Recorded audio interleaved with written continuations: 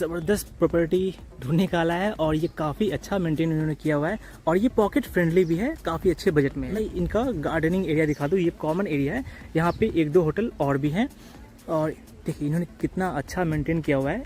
Morning walk and evening walk करने में यहाँ पे कितना ज़्यादा मज़ा आएगा।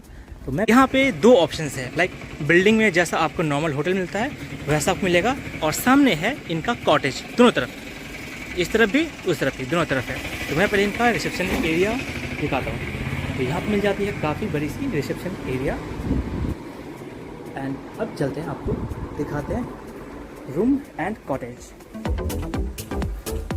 तो आपको इतना ज़्यादा मजा आएगा, इन्होंने गार्डनिंग सेक्शन काफ़ी ज़्यादा अच्छा मेंटेन कर रखा है। तो आपको दोनों कैटेगरी के रूम दिखाएंगे बिल्डिंग में एंड ये रहा सामने कॉटेज में। एक सीरीज से 4 कॉटेज रूम है, 4 या 5। अब चलते हैं कॉटेज के लिए जो हमने बुक किया है एंड यहाँ एक सीरीज से आपको कॉटेजेस मिल जाएंगे, हमने ये बुक किया है और चलते हैं। एंड ये रहा कॉटेज सामने। यहाँ कर्टेन हटाते ही आपको मिलेगा बहुत ब्यूटीफुल नेचुरल वाइब।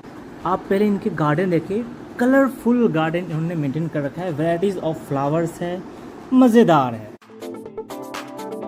बड़े साइज की आपको डबल बेड मिल जाएगी, फॉल सीलिंग लाइट इसमें भी है, स्प्लिट एसी मिल जाता है। और कॉटेज में आपको क्या है कि आप जो रेडी होंगे बड़े साइज की आपको मिल जाएगी एंड लगेज कंपार्टमेंट एरिया भी काफ़ी ज़्यादा है, काफ़ी बड़ा है।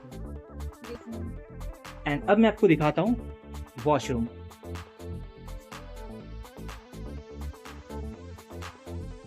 वॉशरूम भी काफ़ी स्पेशियस है, काफ़ी कलरफुल इन्होंने मेंटेन कर रखा है टाइल्स। एंड इसके बैक में अगर मौसम कभी अच्छा हो तो लाइक इसको आप ओपन करके नेचुरल हवा भी आप ले सकते हैं।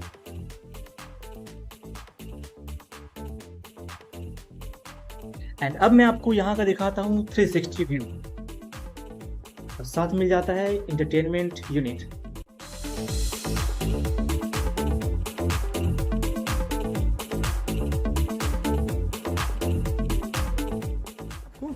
बिल्डिंग में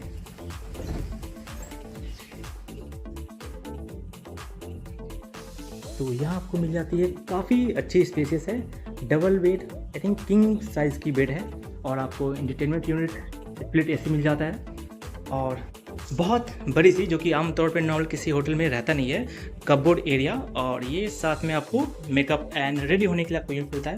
बड़ी साइज़ की कपबोर्ड एंड लगेज एरिया आपको मिल जाता है यहाँ पे, ठीक है। एंड अब देखते हैं वॉशरूम।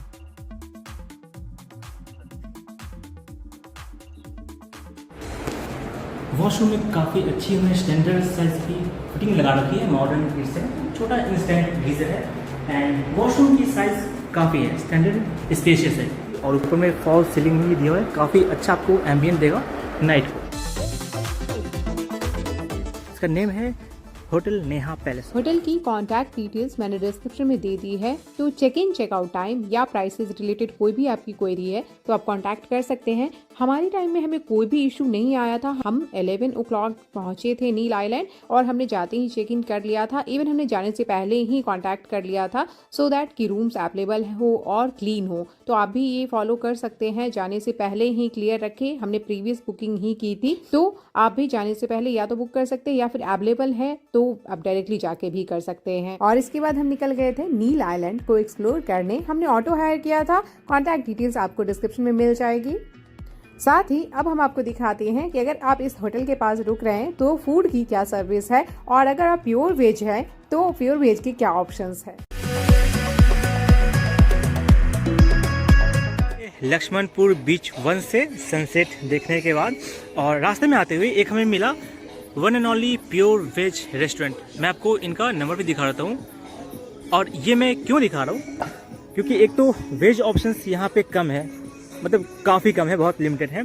और यहाँ मैंने अभी खाया, हमने एक थाली लिया था और कुछ चीज़ें एक्स्ट्रा भी ली।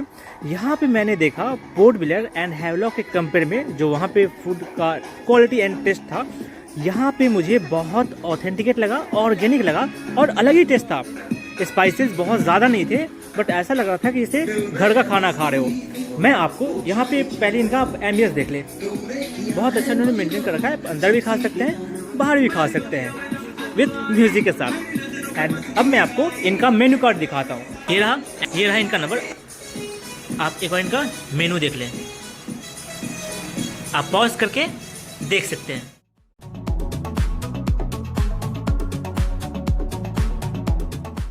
तो आप यहाँ पे आके वेज प्रेफर कर सकते हैं। काफ़ी अच्छी एम्बियंस है, काफ़ी क्वालिटी टाइम यहाँ पे बिता सकते हैं। एक्चुअली हमारा होटल जस्ट पास में है, 2 से 3 मिनट वॉकिंग है। तो ठीक है, निकलते हैं। कार्ड है तो अच्छी चीज़ है। लक्ष्मणपुर बीच नंबर 1 के पास है। सनसेट देख के आप आराम से डिनर करते हुए जा सकते हैं।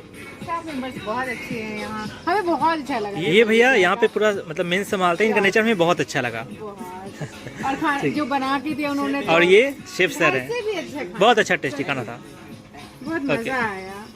यहाँ पे खाने का टेस्ट मुझे इतना शानदार लगा, एकदम ऑर्गेनिक जैसा। और जो ये अलग सा भुजिया है, ये इसको आई थिंक फ्राइड भाजा कुछ कहते हैं बंगाली में, बहुत ही टेस्टी है। और सब्जी भी, दाल भी बहुत अच्छा, बहुत स्पाइस कम है लेकिन ऐसा लग रहा है कि कितना ज़्यादा स्पाइस है, बहुत टेस्टी खाना है। वाह। और यहाँ आपको होटल का रेस्टोरेंट भी मिल जाता है, तो आप चाहे तो यहाँ भी फूड एंजॉय कर सकते हैं। अगर आप सोच रहे हैं कि नील आइलैंड में स्टे करें या नहीं, तो आपकी इस डाउट को हम क्लियर करते हैं अपने एक्सपीरियंस से। जो हमने देखा, नील आइलैंड काफ़ी पीसफुल है और यहाँ की वाटर भी बहुत क्लियर है और खास करके बहुत ही नेचुरल एंड सीनिक आपको रॉ फीलिंग देता है। तो आप डेफिनेटली यहाँ पे स्टे ज़रूर करें, जिससे कि आपका शेड्यूल भी बहुत हेक्टिक ना हो और आप इंजॉय भी अच्छे से कर लें। हमने हैवलॉक में बीच स्टे रिलेटेड डिटेल्स भी शेयर की हुई है, ज़रूर आपको वो पसंद आएगी। तो आप वो वीडियो भी आई बटन में आप जरूर चेकआउट कर सकते हैं। यहाँ से अगर आप स्टार गेजिंग के लिए जाते हैं, या तो आपने ऑटो हायर किया हुआ है या टैक्सी या स्कूटी, तो ये प्लेस सेफ भी बहुत थी। तो डेफिनेटली आप यहाँ से स्टार गेजिंग के लिए भी निकल सकते हैं।